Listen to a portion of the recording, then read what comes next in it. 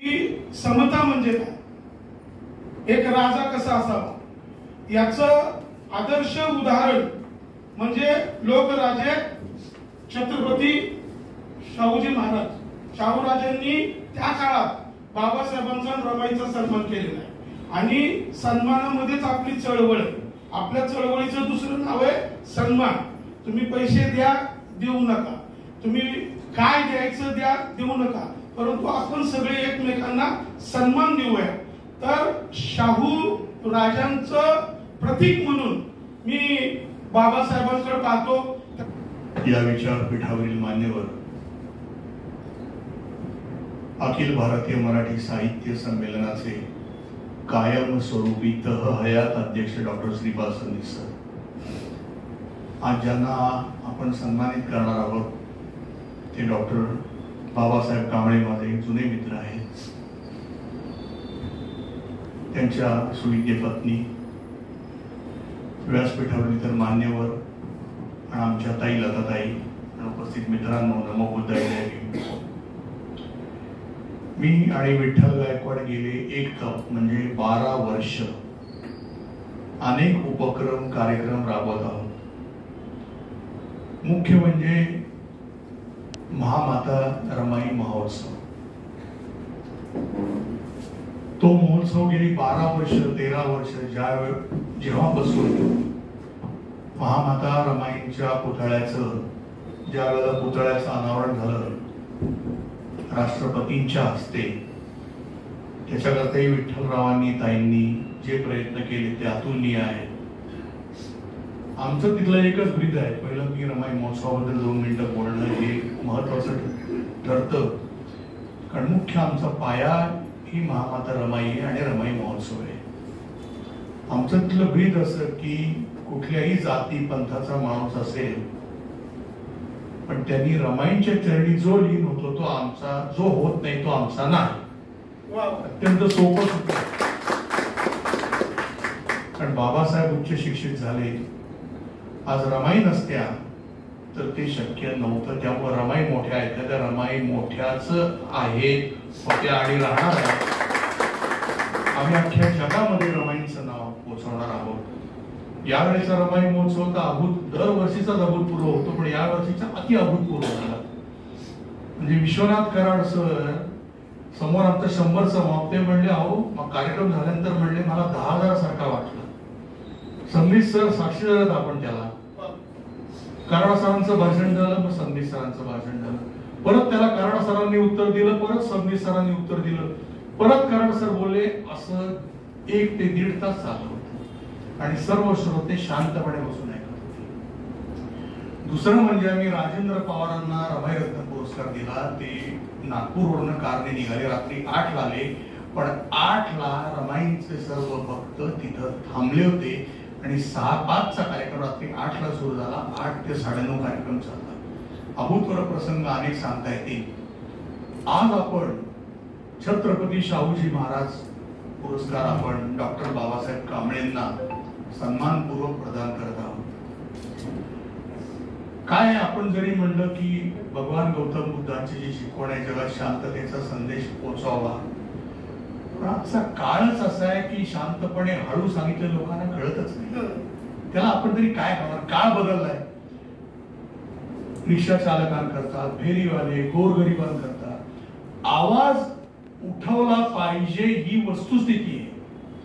तो आवाज उठवायला लागतो. आवाज उठवल्याशिवाय तो शासन दरबारी किंवा जे कोण अधिकारी असतील त्यांच्यापर्यंत जर पोहोचतच नसेल तर दुसरा पर्याय काय?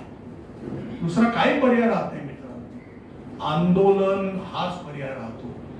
आणि बाबांच्या बायोडाटामध्ये डॉक्टरेट ऍड झाली, अनेक ते काम करतायत, पण सर्वात महत्वाचं म्हणजे गेली 25 वर्ष आज ते गोरगरिबांकरता झटतायत, आंदोलन करतायत, त्यांना न्याय मिळावा याकरता प्रयत्न करतायत. आज अशा माणसाला सन्मानित नाही करायचं, मग मला करायचं. आणि हा सन्मान कसा करतात? हा सन्मान असा करता की त्यांचे जे काय आंदोलन आहे, त्यांचं जे काय कार्य आहे, त्या कार्याला अजून जास्त मोठी धार मिळावी याकरता हा सन्मान आहे. आणि विठ्ठल आणि मी वर्षभर आम्ही असे हिरे हेरतो आणि त्यांना सन्मानित करतो. आमच्याकडे काही विठ्ठल काय मी काय आम्ही काय धन्मान आहोत असं नाही, पण इच्छाशक्ती आमची एवढी प्रबळ आहे की अशी हिऱ्यासारखी बाबांसारखी माणसं आम्हाला सापडतात, त्यांचा आम्ही सन्मान करतो, त्यांच्या सन्मानात आमचाही सन्मान होतो हे महत्त्वाचं. कारण शेवटी कार्य करणारा माणूस लागतोच हो. एखाद्या माणसावर अन्याय झाला तर त्यांनी काय करायचं ही वस्तुस्थिती आहे. कारण हल्ली कॉर्पोरेशन असो किंवा कोणी असो कुठेही सरळ राहिलेलं नाहीये. आता आमच्या परिषदेत पूर्व झाड पडले, आम्ही अगोदर एक पत्र दिली होती, पण काल खरमरीत पत्र दिलं आणि काल फोन केले की रस्त्यावर जर झाड पडून किंवा फांदी पडून जर एखादा माणूस मेला तर कोण जबाबदार. शेवटी हा बोंबाबोंब केलेला आवाज मग पोचला, पण ती बोंबाबोंब करायला लागली ना, काय करणार त्याला. त्यामुळे ते हल्लीच्या काळात काळच असा बदललाय मित्रांनो की त्याला काही पर्याय नाही. त्यामुळे बाबा जे काम करतायत, बाबा तुम्ही काम करत राहा आणि जे तुम्ही आंदोलन कष्टकऱ्यांकरता गोरगरिबांकरता जे करताय ते तुम्ही करत राहा. आमच्या जोगं काय जे असेल ते आम्हाला तुम्ही हक्काने सांगा. तुम्ही पुढे जा, आम्ही तुमच्या बरोबर आहोत, मागे आहोत हे निश्चित समजा. मी परत एकदा व्यासपीठावरील सर्व मान्यवरांचं, खास कर सबनीस सरांचं, त्यांची तब्येत ठीक नसून सुद्धा ते आवर्जून आले म्हणून त्यांना उपाधी मी दिली तह हयात अध्यक्ष. तह हयात अध्यक्षच आहेत, कारण असा अध्यक्ष परत होणे नाही. त्यामुळे विशेषतः सबनीस सरांचं, कांबळेताई आपलं मनपूर्वक स्वागत करतो. कारण कसं असतं बाबा, हे सगळं करायला घरची साथ लागते हो. पत्नीची, मुलाबाळांची साथ नसेल तर माणूस नाही काय करू शकत. त्यामुळे ही साथ ही तुम्ही काही खंबीरपणाने बाबांना देताय, तुम्ही देत राहा ही मी इच्छा व्यक्त करतो. आणि सर्व बाबांचे सर्व पदाधिकारी इथं आलेले आहेत, आपण सर्व आलेले आहेत, आपलं सर्वांचं मी स्वागत करतो आणि थांबतो.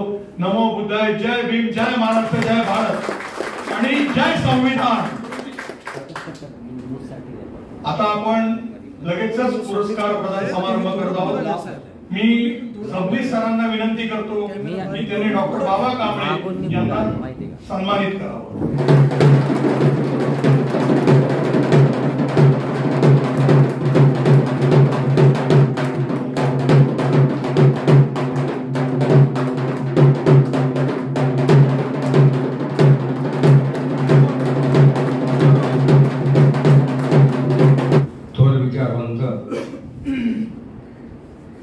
ज्येष्ठ साहित्यिक आदरणीय श्रीपाल सबनीस साहेब,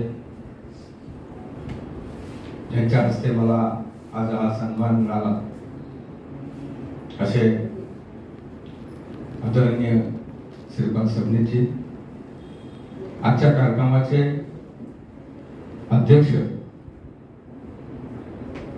आणि रमाई महोत्सव उत्सवाचे देखील अध्यक्ष आदरणीय प्रमोदजी आडकर साहेब, डॉक्टर बाबासाहेब आंबेडकरांनी ज्यांच्या घरी म्हणजे बाबासाहेबांचा चरणाचा पदस्पर्श ज्यांच्या घराला झाला त्या पुणे महानगरपालिकेच्या नगरसेविका लताताई राजगुरू,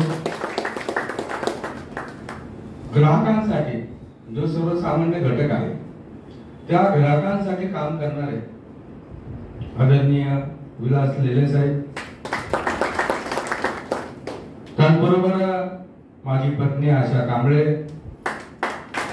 माझ्या कुटुंबातील आमचे जावई जे आमचे चिरंजीव झाले असे शुभम तांदळे, माझी मुलगी देखील आता ॲडव्होकेट झालेले आहे, ॲडव्होकेट काजल कांबळे पण माझा भाचा प्रकाश यशवंत या ठिकाणी आहे.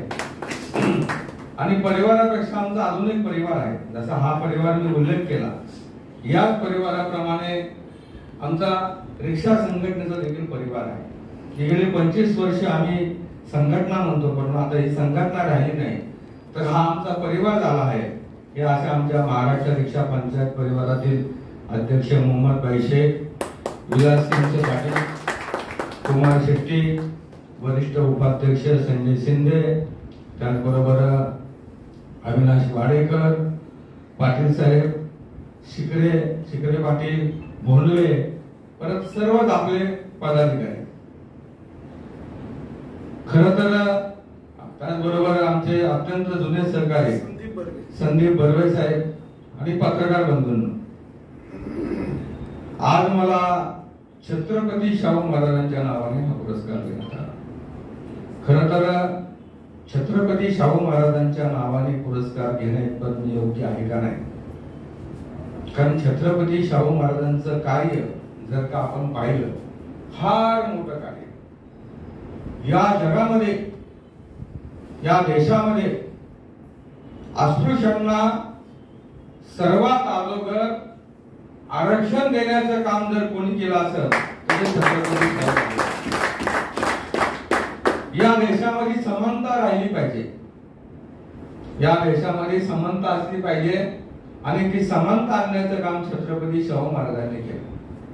आणि आपल्या सर्वांना माहिती आहे, डॉक्टर बाबासाहेब आंबेडकर जेव्हा शिक्षण घेत होते त्यावेळेस बाबासाहेब आंबेडकरांना आर्थिक मदत करण्याचं काम देखील छत्रपती शाहू महाराज.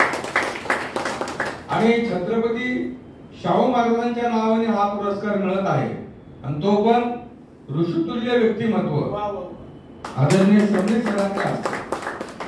सबनीस सरांबद्दल मी काय सांगायची आवश्यकता नाही, सर्व जग ओळखतो. परवा त्यांचा 75वा वर्ष साजरा झाला. देशाचे नेते जे शरद पवार, आता आपल्या सर्वांना माहिती आहे शरद पवार अनेक वर्ष मुख्यमंत्री होते. या महाराष्ट्राचं राजकारण शरद पवारांना जेवढं कळतं तेवढं मला वाटत नाही बाकी कोणाला कळतं. एवढं वर्ष मुख्यमंत्री शरद पवार त्या कार्यक्रमाला होते. परत अजून एक देशाचे गृहमंत्री सुशील कुमार शिंदे शरद पवार यांच्या हस्ते त्यांचा सन्मान सोहळा झाला. त्याबद्दल पुन्हा एकदा आपण त्यांचं अभिनंदन करूया. त्यांच्या हस्ते हा पुरस्कार मिळाला. आणि खरं तर आडकर साहेबांनी सांगितलं या ठिकाणी की आम्ही अशी हिरे शोधतो आणि त्यांना पुरस्कार देतो आणि त्यांच्या पुरस्कारामध्येच आमचा पुरस्कार आहे, त्यामध्येच आमचा सन्मान आहे, असा विचार करणारे माणसं आता फार कमी नाही. आणि त्यामुळे विठ्ठल दादा यांना आपण रमाई पुत्र म्हणतो. म्हणजे महामाता रमाईचं स्मारक कुठेही नाही. देशातलं पहिलं महामाता रमाईचं स्मारक पुण्यामध्ये ज्यांनी केलं आणि त्याचं उद्घाटन राष्ट्रपतींच्या हस्ते केलं असे विठ्ठल दादा म्हणजे जिवंत माणसाला सन्मान देणारा हा माणूस. जिवंत माणसाला. आता आजकाल काय होतं आपण बघतो, मेल्यानंतर सर्व येतात आणि भाषण करतात लगेच. मेल्यानंतर भाषण एवढे लांब करतात की आम्हाला चांगला होता, असा होता, तसं होता. परंतु जिवंत असताना ज्या वेदना असतात त्या मात्र माणसाच्या वाट्याला येतात. आणि जिवंत माणसाचा, चांगल्या माणसाला चांगलं म्हणणं आणि वाईट माणसालाही चांगलं म्हणणं हे जर या जगात पुन्हा जमत असेल तर ते म्हणजे विठ्ठल दादा. तर मी आभारी आहे आपण मला हा सन्मान दिला. काकू, हा जो सन्मान आहे हा खऱ्या अर्थाने शाहू महाराजांनी ज्या घटकांसाठी काम केलं, ज्या वंचितांसाठी काम केलं, त्या घटकांमध्ये मी देखील काम करतो. मग ते असंघटित कामगार असतील, अत्यंत गरीब घटकामधल्या कागदपत्रा वेचणाऱ्या महिला असतील, धुणे भांडे काम करणाऱ्या महिला असतील, आमचे रिक्षा चालक असतील, फेरीवाले असतील, बांधकाम मजूर असतील, अशा या वंचित बहुजन कष्टकऱ्यांना मी हा सन्मान अर्पित करतो. कारण की हा त्यांच्यामुळे मला सन्मान मिळाला. विठ्ठल दादांनी सांगितलं की का सन्मान दिला, तर तुमच्यामुळे, कारण तुमच्यामध्ये जे 25 वर्ष मी सातत्याने काम केले त्याचा हा सन्मान. खरं तर माझं आयुष्य अत्यंत गरीब कुटुंबातून. माझं बालपणी दुष्काळ पडला आमच्या गावाकडे आणि वडील आळंदीमध्ये आले. माझे आजी आणि आजोबा आळंदीमध्ये राहत होते. दुष्काळामध्ये वडील आळंदीमध्ये आले. 72ला दुष्काळ पडला. तर त्यावेळेस तर माझा 76चा जन्म, म्हणजे तेव्हा माझा जन्म झाला. तर त्या काळी दुष्काळामध्ये वडील आळंदीमध्ये आले आणि आळंदी येथे माझे आजी आणि आजोबा राहत होते. त्यांच्याकडे आले. अत्यंत गरीब कुटुंबामधून मी आलो. लहानपणी माझं शिक्षण अर्धवट सुटलं. परंतु आळंदीमध्ये मात्र मी शिक्षण घेतलं. माझ्या आजोबाची खूप इच्छा, माझे आजोबा वारकरी होते. म्हणजे पूर्वीच्या काळामध्ये सबनेसर असे पायी वारी करायचे. आता जी पंढरीची वारी केली ना, तसे पूर्वीच्या काळामध्ये काही लोक नित्यनेमाने वारी करायची. म्हणजे शुद्ध एकादश म्हणजे पंढरपूरचे असते आणि कृद्ध एकादश आळंदीचे असते. तर ते कृद्ध एकादशीला आळंदीहून पायी निघायचे, 15 दिवसामध्ये पंढरपूरला पोहोचायचे. तिथं दर्शन करायचे, द्वादशीला बारा सोडायचे आणि द्वादशीला तिकडनं पायी निघायचे, आळंदीला असायचे. म्हणजे आयुष्यभर त्यांनी त्या वाऱ्या करायच्या. अशा माझे आजोबा त्यापैकी जे नेहमी पंढरीची आणि आळंदीची वारी करायचे, नेहमी वारी करायचे. तर त्यांची इच्छा होती की मी कीर्तनकार व्हावं, मी प्रवचनकार व्हावं. तर त्यांनी मला एक मालिका दिली आणि म्हणले हे हरिपाठ दिला सुरुवातीला. म्हणले तू जर हरिपाठ पाठ केला तर मी तुला 5 रुपये देईन. की त्या काळी 5 रुपये. आणि मी हरिपाठ पाठ केला, लहान होतो मी हरिपाठ पाठ केला, मग 5 रुपये दिले. मला म्हणले आता पंचरत्न हरिपाठ असतो. ते म्हणले पंचरत्न हरिपाठ पाठ केला मी तुला अजून 20 रुपये देईन. मी पंचरत्न हरिपाठ पाठ केला. मग ते म्हणले आता मालिका पाठ कर. तू मालिका पाठ केली ना, मालिका म्हणजे संतांचे अभंग असतात. तर ते संतांचे अभंग तू पाठ कर, ते मालिका पाठ कर. मी ती मालिका पाठ केली आणि तुम्हाला सांगतो असं करत करत मी त्या वारकरी संप्रदायाशी एकनिष्ठ झालो. आणि नंतर मग पुढे प्रवचन कीर्तन, मी अनेक वर्ष आळंदीमध्ये प्रवचन कीर्तन करत होतो. त्यानंतर तिथं दिंडी क्रमांक 24 आहे, संत रोदास महाराज दिंडी क्रमांक 24. त्या दिंडी क्रमांक 24चा मी विनेकरी होतो. म्हणजे जसा पंढरीला वारकरी गेले ना सर्व, तर त्या दिंडीचा विनेकरी मी होतो. म्हणजे माझे विनेकरी म्हणजे दिंडीचा प्रमुख असतो. विनेकरांनी ते सांगितलं. असं 8 वर्ष मी विना घेऊन पंढरपूरला परतीचा विना. म्हणजे आता जाताना बघा 20 दिवस असतात, येताना 10 दिवस असतात. 10 दिवसात परत यायचं असतं. तो जो वारीचा प्रसंग म्हणजे तिथं, त्यामुळे धार्मिक शिक्षण झालं. म्हणजे शाळेत शिक्षण कमी झालं, परंतु अनेक अभंग पाठ केले. संस्कृतिक मी त्या ठिकाणी शिकलो, पकवास शिकलो, पेटी वाजवायला शिकलो, कीर्तन करत होतो. अनेक कीर्तन. माझ्या आयुष्याचं पहिलं प्रवचन सबनीसर. माझ्या आयुष्यात मी प्रवचन अशा ओळीवरती केलं होतं. येण्याची शरीरा येणे सरे किंबहुना हेर झाडे चिरापडे. संत ज्ञानेश्वर महाराजांची ओळी. आणि संत ज्ञानेश्वर महाराज त्यामध्ये असं म्हणतात की हे जे शरीर आहे, तर त्यात मी उदाहरण द्यायचो. पुनरपि जननम पुनरपि मरणम पुनरपि जननी जठरे शयनम हे संसारे भव दुस्तारे पाय. परत तुकाराम महाराज अभंग सांगायचो.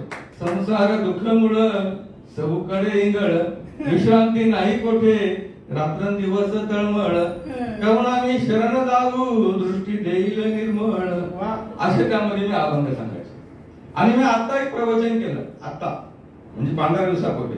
ते संत परंपरेचे जे विचार आहेत ते मी सांगत होतो. त्यात मी धनाबाईचा अभंग सांगितला. उचे नीचे काही नेने भगवंत तिष्ठे भाव भक्त देखून दासी पुत्र कन्या विदुराच्या बक्षी दैत्या घरी रक्षी प्रल्हादासी. सर्म रंगू लागे रोहिदासा संगे कबीराच्या मागे सेजेविनी. सज्जना कसा विकू लागे मुंस माळ्या सावकास खुरपू लागे नरहरी सोनारा घड फुंकू लागे चोका मेळ्या संगे डोळेवरी नामयाची जणी कोण तिचा भाव जिवे पंढरराव तयासवे. म्हणजे विठ्ठलाने प्रत्येक समाजाच्या संतांसोबत काम केलं असं संत जनाबाई म्हणतात. आणि इथं बर्वे साहेब बसतात. आम्ही एकदा कत्तलखान्याचं आंदोलन केलं. कत्तलखान्याचं आंदोलन 2013 ला. आता माझे वडील माळकरी, माझे सासरे पण माळकरी. म्हणजे माझ्या मिसेसचा जो परिवार आहे तो पण पूर्ण माळकरी, सगळे माळकरी. माझे आजोबा माळकरी. आणि बऱ्यांना माहिती आम्ही त्या कत्तलखान्याच्या आंदोलनात बसलो, त्यांच्यावर अन्याय झाला म्हणून. माझे वडील आले म्हणजे तुला काय कळतंय का, आपण माळकरी माणसाने तू काय काढलं म्हणले. माझ्याशी महिनाभर वडील बोलले, पण त्यांना हा अभंग सांगावा लागला. बरोबर आहे ना. आपण इथं लिहिला होता, आम्ही अभंग लिहिला होता जनाबाईचा. हा जो अभंग आहे ना की हे सज्जना कसा विकू लागे मौस अभंग आपण लिहिला होता. वडिलांना सांगितलं तरी मग महिनाभरानंतर बोलतो. बरोबर ना. आणि मग माझे सासरे सासू ते पण मारते सर्व, त्यांचा विरोध. पण सामाजिक चळवळीमध्ये या सगळ्या गोष्टी होतात. पण पुढे चालून मी अजूनही जसं मला आता डॉक्टर पदवी मिळाली सामाजिक क्षेत्राबद्दल, अजून एक गोष्ट सांगतो, शिक्षण माझं त्या काळी कमी झालं, पण नंतर मी ग्रॅज्युएशन पूर्ण केलं यशवंतराव चव्हाण मुक्त विद्यापीठ. शिक्षणाच्या संधी आता उपलब्ध आहे. मी ठरवलं की आपण ग्रॅज्युएशन व्हायचं, कारण की बाबासाहेब आंबेडकर त्या काळामध्ये एवढे पदवी घेऊन शिक्षण घेत होते, तर बाबासाहेबांनी एवढं तर आपण 10 जन्मात तेवढे पदव्या घेऊ शकत नाही, परंतु त्यांच्या पायाचा थोडाफार घोळ होण्याचा प्रयत्न करू. मी ग्रॅज्युएशन मुक्त विद्यापीठामधून, यशवंतराव चव्हाण मुक्त विद्यापीठ आहे ना, त्यातून मी पदवी घेतली आणि अजूनही माझं आता बरेचसे शिक्षण चालू आहे. म्हणजे यशवंतराव चव्हाण विद्यापीठात मी आताच ऍडमिशन घेतलंय आणि पुढचंही माझं शिक्षण चालू आहे. तर मला दिल्लीमध्ये डॉक्टरेट पीएचडी पदवी मिळाली या सामाजिक क्षेत्रामध्ये काम केल्याबद्दल. आणि त्यापेक्षाही म्हणजे त्या पदवीपेक्षाही आजचा जो सन्मान आहे तो लाख मोलाचा आहे. तुम्ही जो आज मला छत्रपती शाहू महाराजांच्या नावाने पुरस्कार दिला, खरा लोकराजा ज्यांनी सर्वसामान्यांसाठी, इथल्या दुर्लक्षांसाठी, वंचितांसाठी, बहुजनांसाठी काम केलं, अशा छत्रपती शाहू महाराजांच्या नावाने पुरस्कार दिला. याबद्दल मी पुन्हा एकदा विठ्ठलदादा आपले, त्याचबरोबर आडकर साहेब आपले, ताई आपले सर्वांचे मनापासून आभार व्यक्त करतो. आणि या पुरस्कारासाठी आवर्जून आज सबनीस सर आले, तर सबनीस सरांचं तर खरं ते आपले, मी काल सोबतच कार्यक्रम होता सबनीस सर. काय झालं, तिकडे आपला कार्यक्रम होता आणि इकडे भाईवैद्यांचा कार्यक्रम होता, तर मी सुरुवातीला तिकडे गेलो आणि मी म्हणलं आता मी तिकडे चालतो. त्या कार्यक्रमामध्ये मी पूर्ण थांबलो आणि कार्यक्रम संपल्यावर मी इकडे आलो भाईवैद्यांच्या कार्यक्रमाला. तर त्या ठिकाणी भाईवैद्यांची चिरंजीवर भेटले, म्हणजे बाबा तुम्ही उशीर आलात करा. आमचे पदाधिकारी दोन्हीकडे पण होते, सगळे पदाधिकारी इथच्या कार्यक्रमाला होते, तिकडे मी कार्यक्रमानंतर गेलो. तर तिथं मी उल्लेख केला की म्हणलं भाई आमची आई होती. भाई आमची आई होती, कारण की प्रत्येक कार्यक्रमाला भाई आपल्या असायचे. कुठलं आंदोलन असू द्या, कुठलं आंदोलन, जेव्हा मी घरकुलचं आंदोलन केलं पिंपरी चिंचवड शहरामध्ये 6,720 लोकांना घरकुल मिळून दिले. 6,720 लोकांना 500 स्क्वेअर फूटचं घर. खूप मोठा लढा झाला, अनेक वेळा आम्हाला अटक झाली, जेल भरो आंदोलन झाले, त्यामध्ये भाई नेहमी असायचे, नेहमी पाठिंबा द्यायचे. तुम्ही त्या ठिकाणी उल्लेख केला, भाई नंतर आम्हाला जर आई पुन्हा दिसत असेल म्हणजे श्रीपाद सर. तर भाई नंतर आम्हाला एकच व्यक्ती अशी दिसते की यांच्यामध्ये हे रूप आम्हाला दिसतं आणि कार्यकर्त्यांसाठी आवर्जून उपस्थित राहणार. आज पण बघा आजारी आहेत, तरी पण आपला एक कार्यकर्ता पुरस्कार त्याला द्यायचा म्हणून आज आवर्जून आले, त्याबद्दल हे आपल्या आईच आहेत. आणि त्यामुळे अशा या थोर व्यक्तिमत्वाच्या हस्ते हा पुरस्कार मिळाला, त्याबद्दल मी मनापासून आभार व्यक्त करतो. आणि सर्वांचे माझे जे सहकारी आहेत त्यांचे सर्वांचे आभार व्यक्त करतो आणि थांबतो. थोडं भाषण लांबला पण आभार व्यक्त करून थांबतो. धन्यवाद. इतर सर्व व्यासपीठ, आडकर सर, राजगुरुताई, विठ्ठल दादा आणि जे आज गौरव पुरस्कार लाभला असे आमचे सपनम सर आणि त्यांच्या सौभाग्यताई. खरं तर आयुष्यात आपण जन्माला सगळेच येतो, प्राणी येतात, सगळेच येतात, मनुष्य येतात. स्वतःसाठी कुणीही जगतंय, पण जे घरदार सर्व संस्कार हे करून दुसऱ्यासाठी जे जगतंय त्याला खरं तर आपण जे घडून गेलेत अशी आपण त्यांची बरोबरी आणि हे करू शकत नाही. पण कुठेतरी आपण त्यांचा आदर जे वाचतो आणि असे संस्कार थोडे थोडे घेतले आणि हेच मी केले आहे. जे रमाईनी घडवलं तेच थोडं आपण करून बघावं. स्वतःसाठी तर आपण करतो, पण दुसऱ्यासाठी जे आपले पती करतात याला थोडस रमाईचं आपण कुठेतरी लावा. म्हणून मी जे आहेत आजचे पुरस्कार आपले बाबा कांबळे साहेब यांच्या पाठीशी मी भक्कम खरं तर त्यांनी खूप कष्टातनं आणि दिवस काढले, त्याच्यातनं मला असे पती लाभले. रमाई आणि पार्वती देवी म्हणत होती बिनमरणी नवरा आपला पती मिळावा. तसं ज्याचं हे झालं तसा हा समाजात आणि राज्यभरात माझ्या नवऱ्याचं जे नाव गाजते त्याचे मी खूप खूप अभिमान खूप काही मी मिळवलं. त्यांचा खरं सन्मान आणि हा आहे हा खरं तर साहेबांचा आणि आमच्या परिवाराचा नाहीये, तर जे आमच्या इथं बसलेले रिक्षा बांधव, जे टपरीवाले, फेरीवाले, फळ विक्री जे आहे त्यांचा खरं सन्मान सर्वांचा आहे हा, आणि आम्ही स्वीकारत आहे. हरिभक्त परायण अशा बाबा कांबळेंचा सन्मान या ठिकाणी आपल्याला साक्षीनं होतो आहे, याचा मी विशेष आनंद व्यक्त करतो.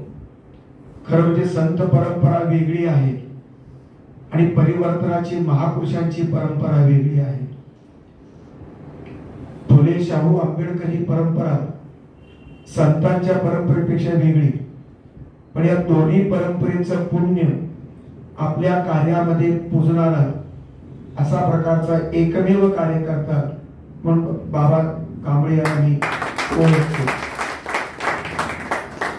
खरं तर त्यांच्यामध्ये ही पुण्याई पेरली त्यांच्या आजोबांनी त्यांना हरिपाठ शिकवला, संत मालिका शिकवली आणि 5-5 रुपये 20 रुपयाच्या प्रलोभनातून हे संतत्व त्यांच्यामध्ये मुरलं. पण संतत्वापर्यंत संतत्व थांबलं नाही, तर ते महापुरुषाचं महापुरुष पण पचवून शाहू महाराजांच्या वारशाला कवेत घेण्याचा एक व्यापक प्रयत्न बाबा कांबळेंनी केलेला दिसतो. मला तर बाबा कांबळेंच्या पेक्षा आशाताईचं भाषण खूप आवडलं. कारण बाबा हे कृतिशील आहेत, बाबा हे ज्ञानवंत आहेत, ते भक्तीची सेवा करणारे अशा प्रकारचे प्रवचनकार आहेत, कीर्तनकार आहेत.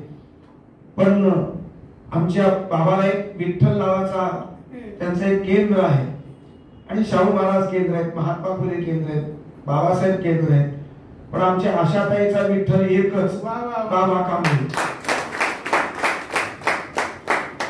खरं तर नवऱ्याचा अभिमान प्रत्येक बायकोला असतो, पण हा अभिमान मला महत्वाचा वाटला. आमच्या ललिताबाई सुद्धा प्रचंड अभिमानाने बोलतात, पण हा अभिमान आशाताईपेक्षा कमीच आहे असं माझं मत झालेलं आहे. आशाताई बोलक्या आहेत, पण नवऱ्याचा आदेश कमी बोला म्हणून सांगितलं तरी तरी बडबडून बोलल्या. कारण किती बोलू आणि किती नाही अशा प्रकारची मनातली भावना. याचं कारण प्रमोद आडकर आणि विठ्ठल रावांनी बाबा कांबळेंचा सन्मान ठेवलेला आहे. सन्मान ही परंपरा सद्गुणांच्या पेरणीची परंपरा आहे. समाजामध्ये ज्या चांगल्या गोष्टी घडतात, वाईट गोष्टी प्रचंड घडतात. खून आहे, बलात्कार आहे, विकृती आहे, विनयभंग आहे, मारामारी आहे, जातीभेद आहे, धर्मभेद आहे. या सर्वांच्या शेजारी सद्गुणांचा पुतळा सतत आपल्या कार्यातून सेवाभावा समर्पणातून ज्यावेळेस कार्य करतो, तो पथाऱ्यांचं काम करतो, तो मोलकरीचं काम करतात. हे पुण्य पेरणी संबंध समाजामधली ही वेगवेगळ्या रिक्षा चालकांची आहे. दिल्लीपर्यंत धडकलेले बाबा कांबळे संघर्षातून दिल्लीपर्यंत धडकले आणि ज्ञानाच्या माध्यमातून भेटले. त्याला पीएचडी नुकतीच मानक असं त्याला पदवी मिळालेली. बाबा हा ज्ञान आणि संघर्ष आणि सेवेचा सुगंध आहे. आणि म्हणून शाहू महाराजांच्या परंपरेत फिट्ट बसणारा अशा प्रकारचा हा बाबा कांबळे आहे. शाहू महाराजांनी कोल्हापूर संस्थांमध्ये बाबांनी सांगितल्याप्रमाणे आरक्षणाची संबंध पाया रचून दिला, शिक्षणाचा पाया रचून दिला. 6 अस्पृश्यांच्या शाळा त्यावेळेस काढल्या होत्या. त्या संस्थांमध्ये नंतरच्या काळात 22 शाळा त्यांनी काढल्या. अस्पृश्य ब्राह्मणशाहीच्या संबंध रेट्यामध्ये 22 शाळा अस्पृश्यासाठी काढणारा हा पहिला राजा देशातला आहे. आणि म्हणून तो क्रांतिकारक राजा आहे. त्यांनी शाहू मिल काढली, औद्योगिकरण केलं, शेतकऱ्यांना संबंध सोयी सवलती करून दिल्या, पैलवानांना संबंध त्यांनी पाठिंबा दिला, प्रोत्साहन दिलं, कलावंतांना प्रोत्साहन दिलं. त्यात मात्र ब्राह्मण आणि मुसलमान असा फरक केला नाही. मुसलमान पैलवान असो, मुसलमान कलावंत असो, त्याला मदत केली. तुमच्या डॉक्युमेंटरी चित्र सिनेमाच्या लाईनवरती डॉक्युमेंटरी करतात त्या फोटोग्राफरला मदत केली, ब्राह्मण गायकांना मदत केलेली आहे. जात पात न मानणारे शाहू महाराज आहे. शाहू महाराज हे संबंध आर्य समाजी परंपरेलाही न्याय देतात, सत्यशोधक परंपरेला पण न्याय देतात असा सर्वस्पर्शी राजा मला वाटतं महाराष्ट्राच्या इतिहासामध्ये फार कमी आहे. जे वेद मानणारे, वेद प्रमाण मानणारा हा शाहू महाराज आहे आणि सत्यशोधक परंपरेलाही जपणारे शाहू महाराज आहेत. पण शाहू महाराज म्हणजे संवाद आणि संघर्ष याचं प्रतीक आहे. शाहू महाराज फक्त संघर्षमय नाही, संघर्षवादी नाही, ते संवादी आहे. आणि मग संवादातून परिवर्तन आणि उरलेल्या मुद्द्यावर संघर्षातून परिवर्तन ही शाहू महाराजांची भूमिका आहे. आणि म्हणूनच भारतीय परंपरेतल्या वेदाचं प्रामाण्य मानून वेद परंपरेला संरक्षण देणारे आर्य समाजच्या परिषदामध्ये अध्यक्षपद भूषवणारे शाहू महाराज हे मला विशेष महत्वाचे वाटतात. महात्मा फुल्यांचा परिवर्तनवादी वारसा शाहू महाराजांनी पुढे चालवला आणि सबंधित सर्व घटकांना त्यांनी न्याय देण्याचा प्रयत्न केला. त्यांच्या संस्थानामधली सर्व रयत ही सर्व धर्म समभावाची होती. मुस्लिम धर्मालाही त्यांनी प्राधान्य दिलं, स्थान दिलं, हिंदूलाही स्थान दिलं आणि सर्व विशेषतः दलित समाजातला कांबळे नावाचा माणूस गंगाराम कांबळेकर गायकवाड कांबळे त्याला हॉटेल काढून दिलं आणि त्या हॉटेलामध्ये जाऊन बसून स्वतःच्या हातीला माणूस. बाबा कांबळे ज्यावेळेस त्यांच्या छोट्याशा आयुष्यामध्ये मोठं काम करत असताना शाहू महाराजांचा आदर्श त्यांच्या समोर नक्की आहे. त्यांच्या संबंध प्रवचनामध्ये, कीर्तनामध्ये, वारकरी दिंड्यांमध्ये ते 24 नंबरच्या दिंडीचे प्रमुख आहेत. रोहिदास नावाच्या संतत्वाने भारावलेली ही दिंडी संबंध पायी प्रवास करताना विठ्ठलाला साकडं घालत असताना समतेचा विचार संतांनी मांडला. तोच समतेचा विचार समर्पणातून बाबा कांबळेंनी सिद्ध केला. त्या दिंडीचं नेतृत्व करताना अस्पृश्यांच्या दिंड्या, संबंध बौद्ध समाजाची दिंडी किंवा चर्मकार समाजाची दिंडी, मातंग समाजाची दिंडी या घोड्या पुढे चालत होत्या. परंपरेनं चालत आलेल्या संबंध रूढी परंपरेला हे वारकरी संप्रदाय सुद्धा बळी पडला. वारकऱ्यांचा मूळ देवाला समतावादी आहे पण कृती मात्र विषमतावादी आहे. घोड्याच्या पुढे दलित लोकांनी चालायचं आणि त्या घोड्याच्या पाठीमागे सवर्णांनी चालायचं हा अन्याय आहे. संतत्वाच्या विरोधी अशा प्रकारची ही विषमता बाबांनी त्यावेळेस जुन्या काळामध्ये भाई वैद्य बाबा आढाव यांनी सत्याग्रह करून त्याला सबंध विरोध केला. आता मला वाटतं 2-3 वर्षात 50 वर्ष त्या गोष्टीला होत आहेत. आणि त्या 50व्या वर्षी बाबांचा एक संकल्प आहे आणि तो मला फार महत्वाचा वाटतो. स्वातंत्र्यानंतरही जर वारकऱ्यांच्या वारीमध्ये जर अशी भेदभाव निर्माण होत असेल, सवर्ण आणि दलित अशा प्रकारची उच्च नीच भेदभाव निर्माण होत असेल तर ते बरोबर नाही. आणि म्हणून त्या सत्याग्रहाचे 50वी वर्ष बाबा कांबळेंना त्या ठिकाणी स्वतःच्या प्रयत्नानं, स्वतःच्या दूरदृष्टीनं तो संबंध सत्याग्रहाची 50वी साजरी करणार आहे आणि त्या कार्यक्रमात मात्र नक्की मला बोलवणार आहे.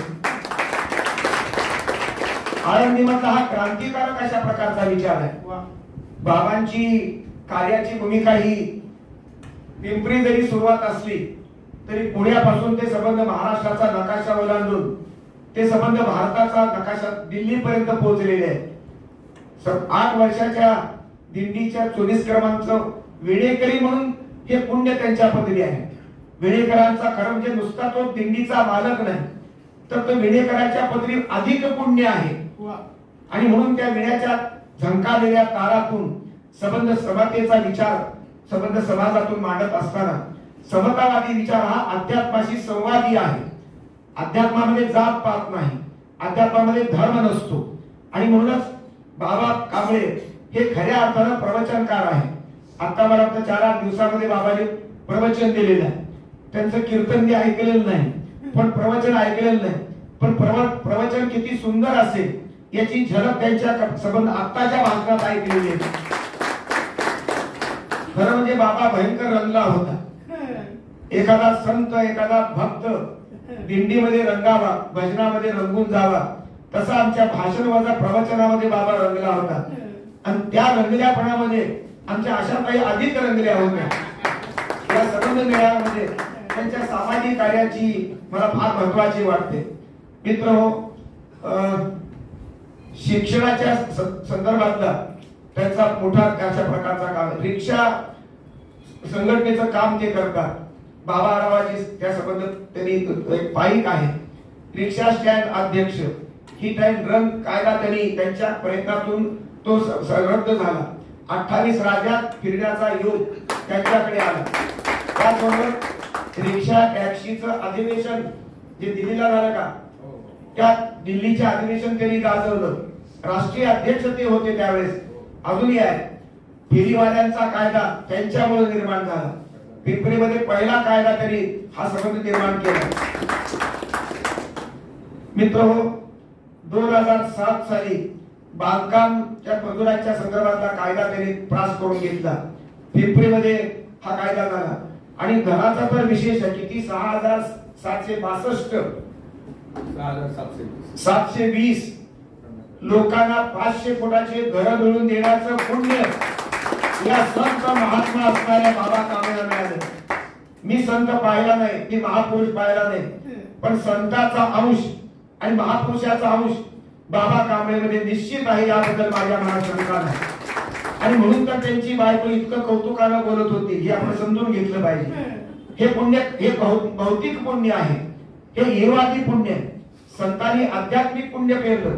आधुनिक संतत्वाचा वारसा चालवणाऱ्या बाबांनी लोकांच्या संसाराचं सुखाचं हे ईहवादी पुण्य पेरलेलं आहे. 6,720 घरं देणं साधी गोष्ट आहे का? सरकार देऊ शकत नाही, मंत्री देऊ शकत नाही, पण बाबा कांबळे आमचा मंत्र्यापेक्षा मोठा मला वाटतो. मी बाबाचा काही गुरु नाही, संत नाही, महात्मा नाही, काहीच नाही, दाता नाही, भाचा नाही, काका नाही, काहीच नाही. बाबाने हे का केलं तर गरिबासाठी झटणारा एक माणूस आहे. ही प्रतिमा माझ्या सगळ्या आयुष्याची पावती म्हणजे माझा बाबा आहे. सोनारगांनी बोर्ड लावले, आमच्या बाबा कांबळेंनी बोर्ड लावले, यशवंत दडगमनी बोर्ड लावले. हे सगळे उपेक्षित आहे. एकाही सवर्ण माणसानं बोर्ड लावला नाही. मी सवर्ण जातीत जन्मलो. जात पात वर्ग ओलांडून अशा प्रकारची माणसं प्रेम करतात, ही पुण्य फार महत्वाची आहे. आणि म्हणूनच बाबांचं गुण हे मी निश्चित मान्य करतो की अशा प्रकारची उपेक्षितांचा सन्मान. आमच्या प्रमोदराव फार बेरकी माणूस आहे, वकील माणूस आहे ना. ते अभिजनांचे पण कार्यक्रम घेतात. कुलकर्णी, जोशी, देशपांडेच्या कार्यक्रमाला मोरे हजर असतात, त्यांच्याकडून सत्कार केला जातो. कुलकर्णीच्या कार्यक्रमाला तसाच हे केलं, पण मध्ये हेलन केलं असाही कार्यक्रम घेतात. त्याला आंधळेपणाला जात नसते. आणि उपेक्षितांचा विठ्ठलचा कार्यक्रम, लयचा कार्यक्रम म्हणला की ठरलेले सबनिसर पक्के ठरलेले, त्या बदलच नाही, कारण ती नाळ जुळलेली. आणि अशा उपेक्षितांचा सन्मान करण्याची पद्धती फार आवश्यक आहे. कारण उपेक्षितांना सुद्धा चांगलं काम करण्याची बुद्धी संबंध ईश्वर देतो, संतत्व देतं. त्या प्रेरणेतून सामाजिक कार्य आमच्या बाबांचं काम उभं राहिलं, अशा अनेकांचं काम उभं राहिलं आहे. आणि त्याचा सन्मान करताना विठ्ठलला आनंद होतो, लताताईला आनंद होतो, प्रमोद आडकरांना आनंद होतो, आणि मलाही आनंद होतो. आम्ही सवर्ण जन्माला आमचा गुन्हा नाही, आणि कोणी दलित जन्माला त्याचाही गुन्हा नाही. कोण कुठे जन्माला हा आपल्या हातात प्रश्न नाही. आणि म्हणून जाती व्यवस्था संबंध वाईट आहे. धर्म व्यवस्था ही, धर्मांध व्यवस्था ही चुकीची आहे. खरा धर्म पालन करावा. वारकऱ्याला कोणताच धर्म नसतो. म्हणून तर हिंदू आणि शीख, मुसलमान संबंध वारकऱ्यांची संबंध पताका घेऊन ते संबंध, ती पताका भक्तीची पताका असते, ती संबंध सेवेची पताका असते, ती देवत्वाची पताका आहे, ती मानवतेची पताका असते. आणि म्हणून अशा दोन्ही परंपरांना एकत्र जोडणारा वारसा आमच्या बाबा कांबळेंच्या संबंध जीवनातून दिसतो. बाबांचं खास अभिनंदन करतो. आणि आपण सर्व विविध जाती धर्माचे लोक, या मंचावरती आमचे लेले साहेब आहेत. लेले म्हणजे ब्राह्मणच असले पाहिजे, अभिजनी आहे. आणि आमच्या संबंध आमचे मोहम्मदभाई हा मुस्लिम धर्माचे प्रतिनिधी आहेत, इथे मराठा आहे. सर्व जाती धर्माचा गोतावळा बाबांनी जमा केला. असाच भारत मला पाहिजे आहे. तोच भारत आपण सगळ्यांनी मला द्यावा आणि मी पाहावा, अनुभवावा. अशा प्रकारची मी अपेक्षा व्यक्त करतो आणि माझं भाषण संपवतो. जय भारत.